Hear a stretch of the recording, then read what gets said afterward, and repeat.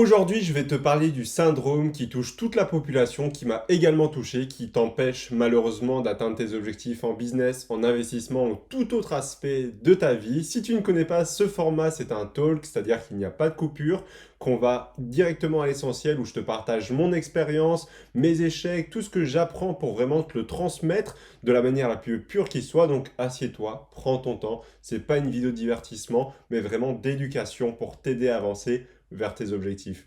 Donc, on va directement commencer par pourquoi est-ce que tout le monde échoue et on va voir la plus grande raison à cela, qui est un syndrome très précis. Pour ça, je vais te raconter une petite histoire vraiment simple. En fait, on va prendre Tom. Tom, il a 18 ans, il est au lycée actuellement, tu vois, un peu comme tous les jeunes du lycée. Il veut se faire un peu d'argent, comme tu t'en doutes. Certains iront travailler l'été, d'autres iront les week-ends. Et lui, il essaye de taper sur Internet, ce que beaucoup de monde a fait, comment gagner de l'argent en ligne. Il va tomber sur différents business, SMMA, YouTube, infoprenariat, e-commerce. Et il trouve que l'e-commerce, c'est vraiment pas si mal, donc il décide de lancer sa première boutique. Il prend à peu près une semaine pour la créer et il décide de vendre des casquettes. Totalement organiquement, évidemment, tu t'en doutes. Tom n'a pas encore la maîtrise en fait des publicités en ligne et il se dit autant tester sans publicité pour commencer. Tom, ce qu'il fait, il met en vente ses premières casquettes et il voit qu'avec le trafic organique, ça prend pas quoi. Bon, au bout d'une semaine, il a toujours pas de vente et il se dit bah, finalement, c'est peut-être le produit qui est mauvais. Après tout, avec toutes les vidéos que je regarde, on me dit qu'il faut tester beaucoup de produits, etc. Chose que je n'ai pas faite. Donc, on arrête les casquettes, on passe aux écouteurs sans fil. Tom, il se rappelle que sur son livret, il y a l'argent de l'été qui vient de travailler dans l'agriculture. Il a 1000 euros de côté et il se dit, bah, tu sais quoi, je vais prendre ces 1000 euros et je vais les mettre en publicité Facebook. Comme ça, je vais directement exploser, cartonner et je vais gagner un maximum d'argent. On va faire une semaine de publicité avec 1000 euros et on va voir ce que ça donne. Tom, il apprend rapidement comment fonctionne la publicité, il la met en place et il voit le premier jour du lancement de la pub, elle fait 4 ventes. Donc là, il dit, bah, c'est pas mal, le temps peut-être que, tu vois, l'algorithme trouve les acheteurs. Le lendemain, il fait 10 ventes. Exceptionnel, etc. C'est vraiment bien, il est heureux. Hein. De toute manière, chaque personne qui a lancé un business en ligne et qui a fait ses premiers euros de vente était content. Puis le lendemain, plus de ventes. Puis là, le surlendemain, plus aucune vente. Et là, il se dit, mais c'est quoi le problème? Je viens de mettre 1000 euros et j'ai à peine récupéré 250 euros de chiffre d'affaires. Je ne rentre même pas en fait dans mes frais. Et Tom, il se dit quoi? Tout simplement, ben, le e-commerce, c'est pas fait pour moi, c'est que de l'arnaque, etc. Je vais me lancer sur autre chose. Donc Tom, qu'est-ce qu'il fait? Il essaye le SMMA maintenant. C'est-à-dire qu'il monte une agence, il essaye de vendre ses prestations de services pendant une semaine, il essaye tous les sites Fiverr, il contacte par email, il fait des appels également. Il voit que personne veut de sa prestation, il sait vraiment pas se vendre. Il fait, mais tu sais quoi, ça aussi, c'est que des vendeurs de rêves, c'est pas fait pour moi. Donc au bout d'une semaine, il change, il se lance sur YouTube en se disant, c'est bon, je suis passionné de jeux vidéo, je vais partager ma passion un petit peu comme Squeezie, comme tous ces grands influenceurs, je vais me filmer en train de jouer, et c'est sûr, ça va décoller, ça peut pas être autrement. Tout le monde réussit, tout le monde explose, donc je vais me lancer là-dedans. Il apprend un petit peu le montage, il se filme un petit peu en train de jouer tout simplement, hein, comme fera tout le monde à son époque. Et voilà, ça fait 5-6 vues la première vidéo, il se dit ouais, c'est normal, c'est le temps que les gens s'abonnent, etc., me découvrent, et il fait une deuxième vidéo. Et cette deuxième vidéo, ben, elle fait 3 vues encore une fois. Il dit, bon, c'est un peu bizarre, à mon avis, YouTube me met pas encore en avant, il sait pas si je vais être régulier ou non. Une semaine passe, 2 semaines, 3 semaines, il commence à avoir un peu plus d'abonnés, 15, 20 abonnés, 30 abonnés. 6 mois, au bout de 6 mois, il atteint les 1000 abonnés. Et puis après, de 6 mois, au bout de 2 ans, il passe de 1000 à 1500 abonnés. Il comprend pas ce qui se passe. Et qu'est-ce qui se passe? Il va abandonner tout simplement. Ce que je viens de te résumer ici, c'est très simple, c'est le syndrome en fait de l'objet brillant.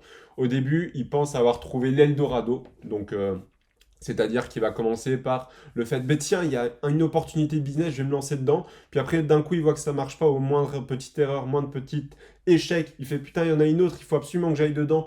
Il se lance dedans, il passe au SMMA, au freelancing, puis il se rend compte que c'est pas fait pour lui, que c'est un peu trop dur, qu'il faut totalement changer. Hop, je vais devenir youtubeur. Ça commence à marcher. Au début, il n'a pas forcément de résultats, ce qui est logique. Il n'a aucune compétence, aucune autorité dans le domaine. Puis quand il commence à en avoir une, qui commence à avoir ses 1000 abonnés, il a la phase de la traversée du désert qui va toucher absolument tout le monde quand tu lances un projet.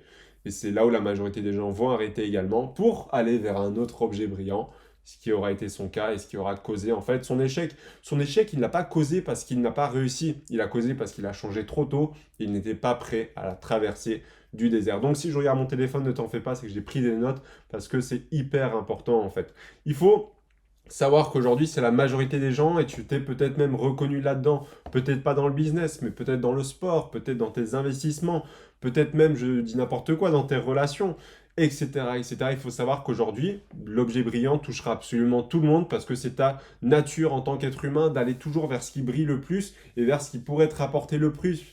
Quand tu entends parler de partout d'e-commerce, de dropshipping, c'est logique que tu as envie de te lancer dedans. Puis là, d'un coup, un mois après, plus personne parle d'e-commerce, tout le monde parle d'NFT. Là, tu es là, tu dis, bah en fait, non, mince, j'ai loupé la vague, etc. L'e-commerce, c'est plus à la mode. Il faut que j'aille vers la NFT. Sauf que c'est pas parce que ce n'est plus à la mode et qu'on n'en parle plus que l'e-commerce n'est plus viable. Et encore aujourd'hui, même le dropshipping, par exemple, H&M, Zara font du dropshipping. C'est un business model, c'est pas une mode, on va dire. Et ça a été le cas avec le SMMA, je l'ai vu passer. C'était le cas avec le marketing de réseau. Enfin bref, il y a des modes à chaque fois sur Internet comme dans la fashion. Il faut juste comprendre que c'est des modes et il faut faire gaffe à l'objet brillant. Donc si tu ne sais pas c'est quoi, en fait, sa définition, c'est très simple. C'est ne pas laisser assez de temps à ton business de maturité, en fait, on va dire, et que tu vas directement changer à la moindre opportunité. Ça peut être dans plein de domaines de ta vie. Je vais d'ailleurs t'expliquer, moi, comment je l'ai vécu dans mon business et dans mes investissements, qui m'a coûté extrêmement cher, même des arnaques. Et donc, en fait, il faut savoir que c'est le pire syndrome, je dirais, si tu veux réussir. Pourquoi? Parce qu'en fait, ça va t'empêcher d'atteindre la formule du succès que je te raconterai dans cette vidéo. Parce qu'au final, tu ne laisses jamais assez de temps et de maturité à ton business. C'est aujourd'hui, c'est comme si je te disais, voilà, je te dis, fais-moi 1 million d'euros, tu sais très bien au fond de toi que tu ne vas pas le faire le mois prochain. Et encore, certains pourraient le penser avec ce qu'on voit sur Internet, mais tu sais très bien que ça va prendre du temps, que ça va être compliqué, mais tu vas peut-être essayer de le faire quand même. Eh bien, ça va peut-être te mettre 1 an, 10 ans, 15 ans. Tu sais bien que ça ne va pas arriver du jour au lendemain. Eh bien, l'objet brillant, c'est juste essayer de repérer la meilleure opportunité selon toi pour faire ce 1 million d'euros-là et d'aller dessus à chaque fois, en fait.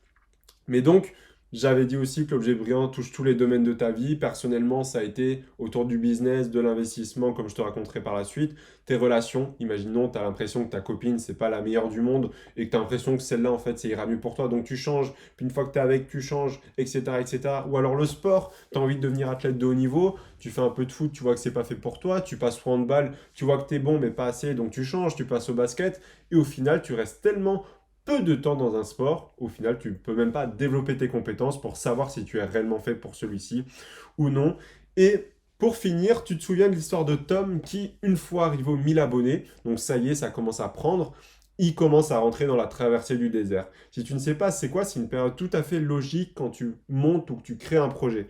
C'est-à-dire que, on prend un exemple tout simple, tu veux monter une chaîne YouTube comme Tom, au début, tu auras certainement peut-être un peu d'inertie, peut-être pas du tout, peut-être que ça va aller plus vite que d'autres, peut-être pas, mais tu auras toujours une traversée du désert à un moment donné. C'est-à-dire qu'il y aura toujours un moment où tu auras l'impression que tu auras beau mettre tous les efforts possibles et rien n'avancera. Peut-être que tu vas bloquer du palier 500 abonnés aux 1000 abonnés pendant 1 an, peut-être. Peut-être que tu vas rester au même stade pendant quelques mois. Et cela, même si tu mets beaucoup d'efforts, même si tu fais toutes les bonnes actions, pourquoi? Parce qu'on appelle cela une traversée du désert et tout le monde va la connaître qui monte un projet. Parce que malheureusement, le business n'est pas linéaire et encore moins. Enfin, c'est peut-être même plus exponentiel que linéaire, mais tu auras forcément des hauts, des bas, des périodes de stagnation. Et ça, il faut le prendre en compte avant d'exploser. Dans 99% des cas, tu auras une traversée du désert. En investissement, c'est exactement la même chose. Si tu investis en bourse, tu ne vas pas passer de 0 € de dividende à 1 000 € par mois de dividende net. Non, tu auras une traversée du désert. Au début, tu auras l'impression de quasiment rien recevoir. Puis quasiment du jour au lendemain, avec les intérêts composés, tu vas passer peut-être de 1 € par mois à 100 €, à 500, à 2000, à 4000, etc., etc. C'est une exagération ici, évidemment, quoique c'est le principe des intérêts composés quand même. Mais il faut savoir que la traversée du désert touchera absolument tout le monde et c'est vraiment ça qu'il faut prendre en compte parce que c'est là que la majorité des gens arrêteront. Il y a soit ils arrêteront à cause de l'objet brillant parce qu'ils vont voir des choses qui brillent, ils vont vouloir tester autre chose, ou une fois que ça devient un peu plus compliqué, que la hype est passée, que l'excitation du commencement est passée, vont arrêté à cause de cette traversée du désert parce qu'ils n'ont pas les capacités et la discipline de la traverser, tout simplement. Et là, je vais un peu te raconter mon expérience avec le syndrome de l'objet brillant, avec mes investissements. Donc, il faut savoir que moi, je m'intéresse à l'investissement depuis que je suis petit, depuis mes 12-13 ans, parce que j'ai vu mon grand-père investir, donc je m'y intéressais. À l'âge de 15 ans, j'ai commencé sur YouTube à regarder des vidéos, comment investir en immobilier, en bourse, en or, en crypto-monnaie, etc. Évidemment, je n'avais pas l'âge légal également, je n'avais pas les fonds disponibles pour pouvoir investir, mais je me suis renseigné énormément. Donc, tu te rends vite compte que j'étais passionné par le sujet, je voulais absolument tout tester. Donc, arrivé à l'âge de 18 ans, j'ai fait une très grande erreur, j'ai fait l'objet brillant, c'est-à-dire que j'avais de l'argent parce que je travaillais déjà à l'époque via des business en ligne, etc. Et qu'est-ce que je faisais? En fait, je voulais tout tester. Je voulais mettre en bourse parce que c'était mon actif préféré quand même. Je voulais tester les crypto-monnaies, tester le prêt peer-to-peer, tester plein de choses. Et au final, qu'est-ce que j'avais? Évidemment, j'investissais pas 1000 euros. Si, de mémoire, si je dis pas de bêtises, je devais investir entre 100 et 200 euros par mois. Forcément, si tu mets 100 euros en bourse, 50 euros en crypto-monnaie, 50 euros en prêt peer-to-peer, tu te doutes bien que tu n'iras jamais très loin et que même si ta crypto-monnaie, elle fait un x 100, Wahoo, dans le meilleur des cas, tu fais 5000 euros, quoi. C'est pas avec ça que tu es millionnaire. Donc, honnêtement, c'était une très grosse erreur de ma part actuellement. Et d'ailleurs, je recommande à toute personne qui investit, ou en tout cas qui débute l'investissement, ne vous diversifiez pas, ça sert à rien. Ça sert à se diversifier dans l'actif. Vous avez de la bourse, ayez plusieurs actions dans plusieurs secteurs. Vous avez des ETF, essayez de les diversifier. Mais ne commencez pas à partir si vous avez en dessous de 500 euros en tout cas à investir par mois dans de la bourse, de l'or, de la crypto-monnaie, etc., etc. Vous allez juste vous diversifier pour rien. Et pour moi, le mieux, c'est vraiment d'avoir un laser focus. Et le fait, en fait, pour moi, de me diversifier à ce point-là, c'est que ça m'a carrément fait tomber dans des arnaques. Il faut savoir que j'ai investi dans un site peer-to-peer qui s'appelait Fast Invest à l'époque. Je crois que c'est encore la même chose aujourd'hui. Heureusement pour moi, je n'ai investi que quelques centaines d'euros dans celui-ci parce que je voulais investir dans absolument tout ce qui était possible comme actifs différents. Et je me suis fait arnaquer par le site parce qu'à l'époque, Mintos était fermé, je ne pouvais pas ouvrir de compte. Donc, j'avais ouvert un compte chez eux et malheureusement, je n'ai jamais pu récupérer l'argent sur mon compte en banque. Tout ça, en fait, pour un objet brillant, parce que je voulais absolument, tellement j'étais passionné par le sujet, mettre mon argent de partout, voir comment ça fonctionnait. Et d'un autre côté, je ne regrette pas non plus cette période de ma vie. Pourquoi? Parce que ça m'a fait apprendre énormément sur moi, sur quel actif est-ce que je préfère investir, comprendre les différents actifs, comment est-ce qu'ils fonctionnent. Donc, l'investissement, je dirais, c'est un peu différent. Si, imaginons, tu viens d'avoir 18 ans, tu as 1000 euros et tu veux savoir dans quel actif investir et les comprendre, libre à toi de mettre 100 euros dans chaque actif, après de choisir lequel il te correspond le mieux, et au moins tu auras su lequel va le mieux te correspondre, savoir créer une stratégie, savoir gérer ton argent, et après, évidemment, le mieux c'est de partir sur un seul actif par la suite, sauf si encore une fois, tu as plus de 500 euros, je dirais à mon avis, par mois à investir, tu peux te permettre d'un peu de diversifier dans deux actifs, par exemple, de la crypto, de l'or. Je ne prends pas en compte l'immobilier ici parce que c'est à part, tu as un crédit immobilier que tu peux faire, tu as de l'apport personnel. Mais voilà, donc ça c'était vraiment mon expérience en fait avec le syndrome de l'objet brillant en investissement. Et comment est-ce qu'en fait j'ai réussi à surmonter ça? C'est très simple. Je vais d'abord voir si c'est dans cette partie-là pour pas te spoil. Tac tac, donc ouais, je me suis fait arnaquer par Facilvest, ça je te l'ai dit. Et maintenant, en fait, je vais t'expliquer comment est-ce que je surmonte cela. C'est simplement grâce au focus. Au lieu, en fait, d'être un lampadaire, je suis un laser. J'aime bien appeler ça le laser focus. C'est-à-dire qu'au lieu d'essayer d'être un peu partout avec une certaine somme, je vais tout regrouper au même endroit. C'est-à-dire actuellement en bourse, sur un compte titre et un peu un PEA si tu veux. Comme ça, au moins, je sais que cet argent, il est 100% dédié à une seule stratégie. C'est quelque chose qui me correspond bien. J'investis très légèrement en or. Il y a une partie qui va en épargne de sécurité, mais je la compte même pas dedans, en fait. Donc, il faut bien comprendre que là, comment est-ce que j'ai réussi à surmonter ça? C'est simplement en me disant, ok Maxime, c'est très bien, tu as fait tes tests, tu as essayé, tu as expérimenté, tu as perdu de l'argent, tu t'es fait arnaquer. Maintenant, concrètement, qu'est-ce qu'on fait qui aura le plus d'impact à long terme, qui me plaît le plus et que je comprends le mieux? Eh bien, il n'y a pas eu 36 choix qui s'est offert à moi. Je savais que la bourse, j'adorais ça. Je savais qu'avec une stratégie précise à long terme, ça allait certainement payer. Et surtout, ça me passionnait. Je savais comment ça marchait. Donc, je me suis dit, allez, let's go, on monte dessus. Et là, ça fait plus d'un an, même plus de 2 ans actuellement, en fait, que je suis concentré que sur cette stratégie-là pour pouvoir, eh bien, me concentrer à 200% sur celle-ci. Et je suis seulement maintenant en train de voir comment me diversifier petit à petit parce que évidemment, l'objectif, c'est pas d'avoir qu'un seul actif à l'avenir, c'est d'avoir de l'immobilier, de l'or, etc. J'ai d'ailleurs fait une vidéo sur l'or juste ici, comment j'investis dedans. Mais parce que je suis arrivé à un stade où j'ai totalement compris l'actif, que j'ai totalement ma stratégie mise en place et je ne me suis pas diversifié au tout début. C'est comme un entrepreneur. Si aujourd'hui je te dis, ben tiens, Elon Musk, il a ouvert une nouvelle société, tu dis, bon, ben c'est normal, il a plein d'employés, etc. Par contre, si je te disais, en plein moment où Tesla allait faire faillite, etc., je te disais, ben tiens, Elon Musk, il ouvre une nouvelle société, tu vas dire, mais qu'est-ce qu'il fout? Il est totalement bête, il sait déjà pas gérer une seule société, qui va en ouvrir d'autres, il va juste se créer des ennuis pour rien. Mais là, c'est exactement la même chose. Ne cherche pas à te diversifier. Si tu n'as aucune connaissance ou très peu déjà dans l'actif de base que tu es en train de placer, que tu n'as pas assez de fonds disponibles pour le faire et que surtout tu n'as pas encore compris les enjeux de ta stratégie. Ça, c'était quelque chose que je voulais absolument préciser, ce qui me semblait extrêmement important. Et comme je te le disais, c'est un peu la métaphore que je préfère être le laser plutôt que le lampadaire. Le lampadaire, il va éclairer une grande surface, mais de manière un peu moins précise, on va dire, que le laser, il va éclairer qu'un seul point, mais de manière extrêmement précise et claire. Et moi, je préfère 1000 fois cette stratégie.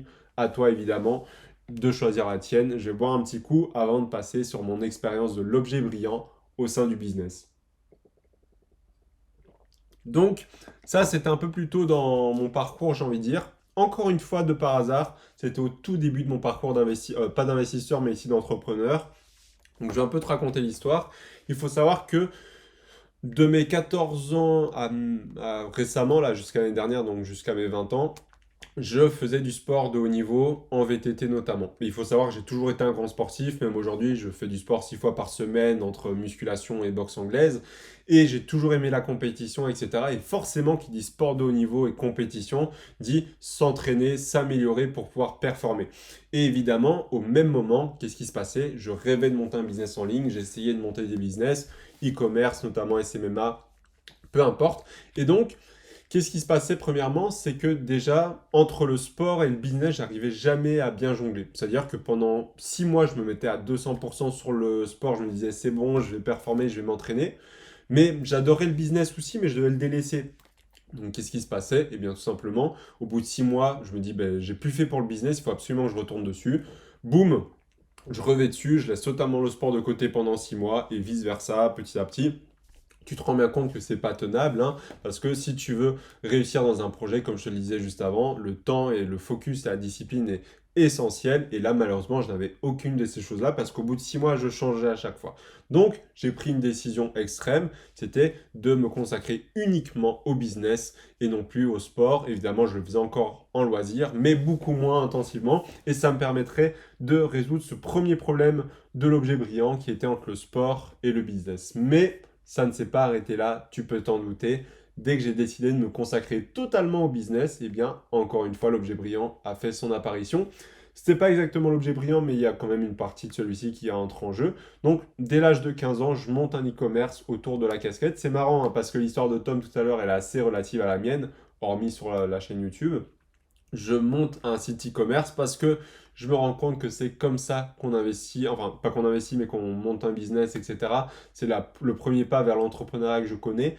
Donc je décide de monter un business. Au bout de quelques mois, j'ai fait quelques ventes, rien de fou, je ne suis pas devenu millionnaire grâce à ça, mais j'ai fait des ventes en organique, ce qui est plutôt sympathique.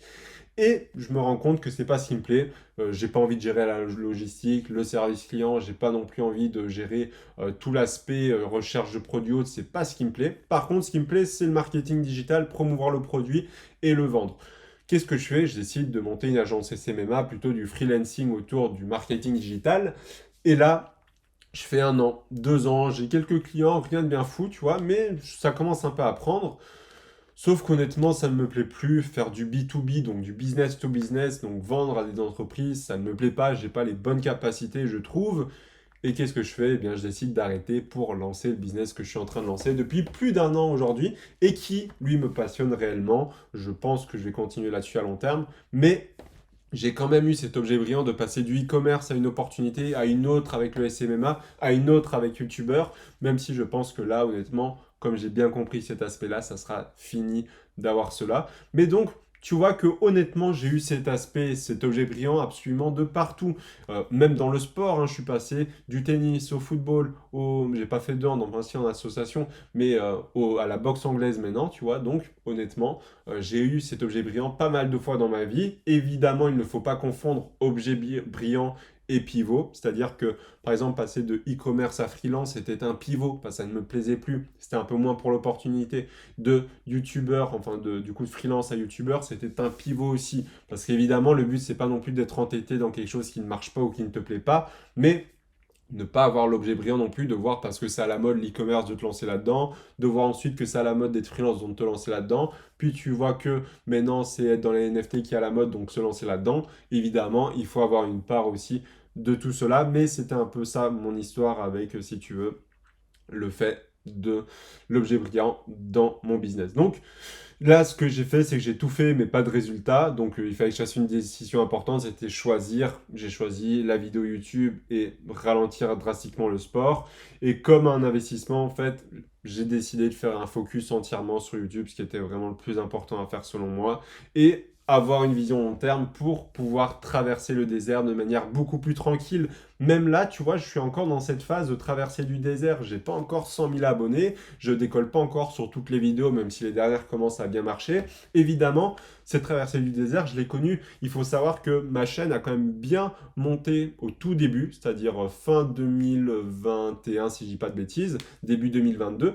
La chaîne prenait plusieurs centaines d'abonnés par mois, en tout cas les premiers mois. Et après, calme plat, j'ai pris quelques dizaines d'abonnés par mois, je dirais. Et là, je suis seulement en train de reprendre cette dynamique-là. C'est-à-dire que j'ai eu littéralement un an de traversée du désert où je jonglais déjà à la fois entre mon business classique et YouTube, donc je ne pouvais pas être concentré. Maintenant que j'ai mis le focus entièrement sur YouTube, d'un coup, la traversée du désert, je vois presque le bout.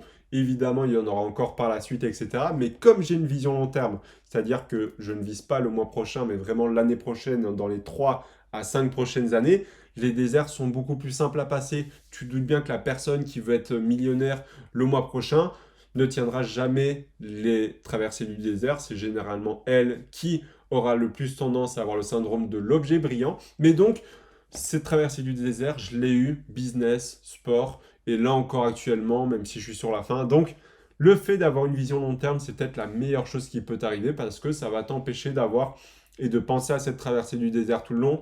Tu sais que c'est le processus. Tu sais que le processus ne paye pas toujours à l'instant T, mais plus à l'avenir. Donc, évidemment, il faut absolument que tu arrives à passer cette traversée du désert, en fait. Mais du coup, comment vaincre le syndrome de l'objet brillant? Ça va être la dernière partie de ce talk que je vais t'expliquer. Oula. Du coup, premièrement, c'est comprendre qu'il arrive à tout le monde. Comme je te l'ai dit, l'objet brillant arrive à tout être humain parce que c'est dans notre nature d'aller chercher, et comme on dit l'expression, l'herbe n'est pas forcément plus verte ailleurs. Tu vas toujours aller vers ce qui est à la mode, vers ce qui a l'air de rapporter plus d'argent, vers ce qui a l'air de plus briller que l'autre, etc., etc. Mais déjà, premièrement, sois conscient, ça arrive à absolument tout le monde, donc tu en feras également partie. Ensuite, il faut que tu trouves un système efficace contre la traversée du désert, comme je te l'ai dit. J'ai trouvé mon système, c'est le Monk Mode.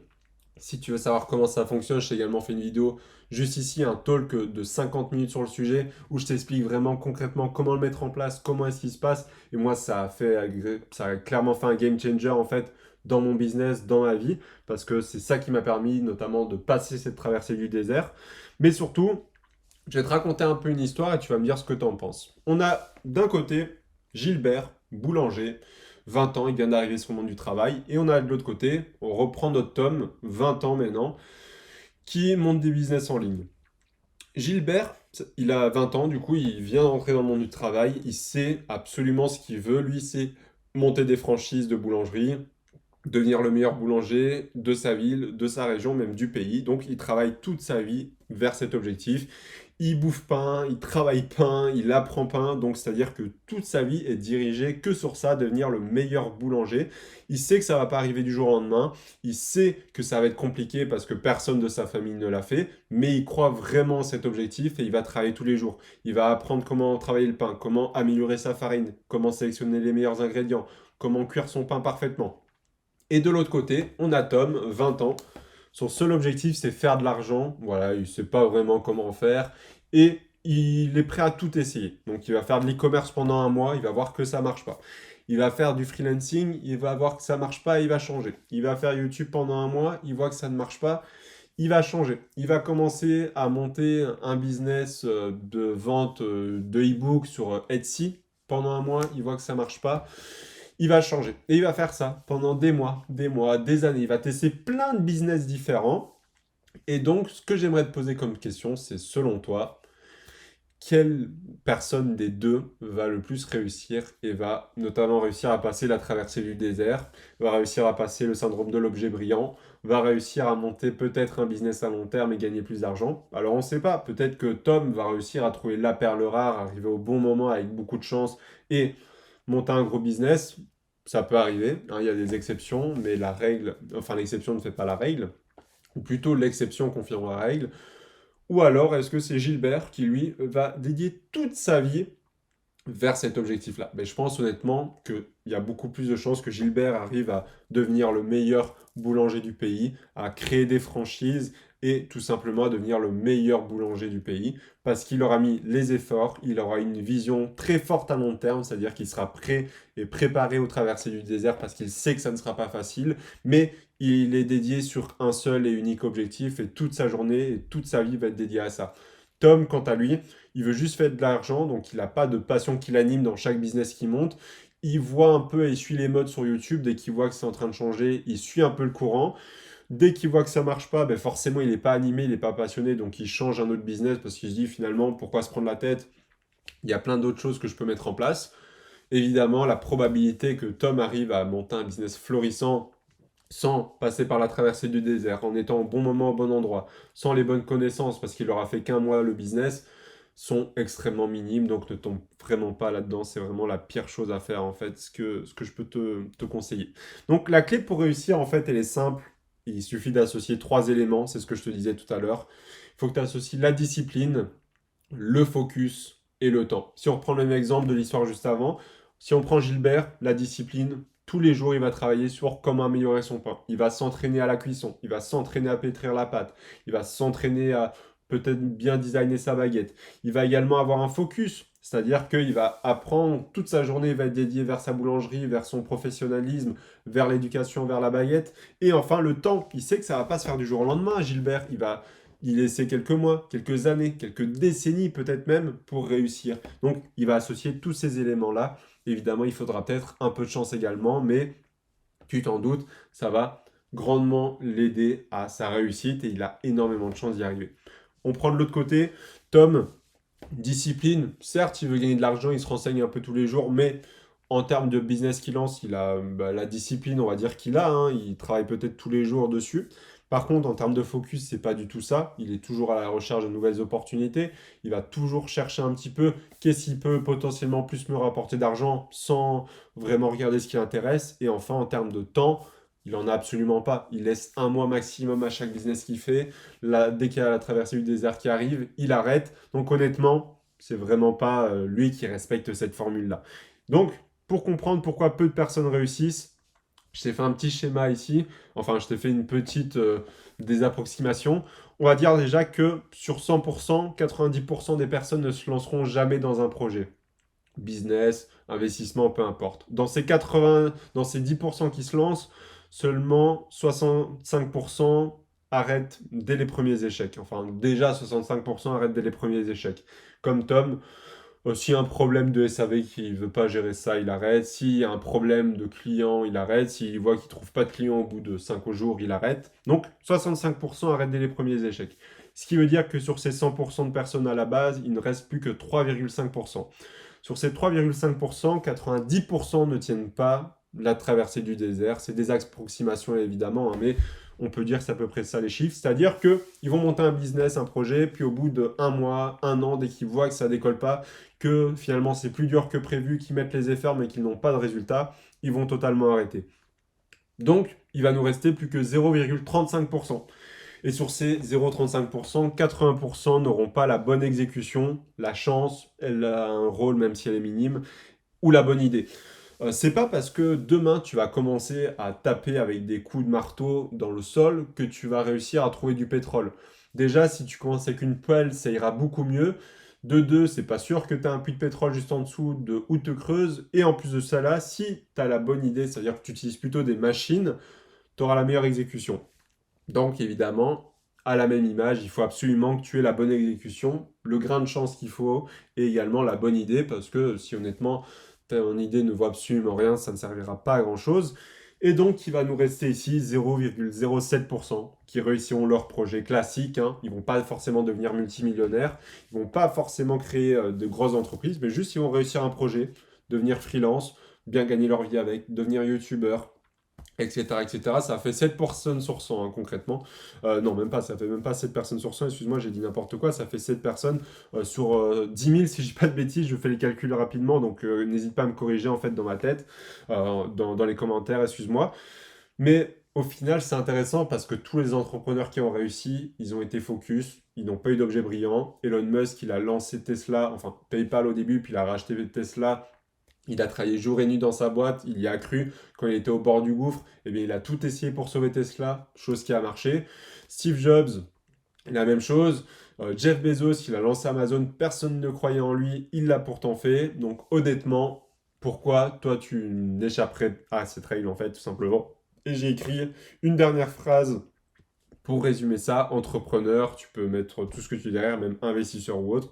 C'est un mode de vie et pas une vie à la mode comme on essaye de nous le vendre. Parce qu'aujourd'hui, être entrepreneur, c'est plus à la mode que ce n'est un mode de vie. Excuse-moi, j'avais plus à parler en cette fin de talk. J'espère que celui-ci t'aura plu. Si tu veux savoir exactement comment est-ce que je vois ma vision des choses dans les 10 prochaines années, mes futurs projets, je t'ai fait un talk spécialement sur le domaine. On se retrouve juste derrière. À tout de suite, c'était Maxime.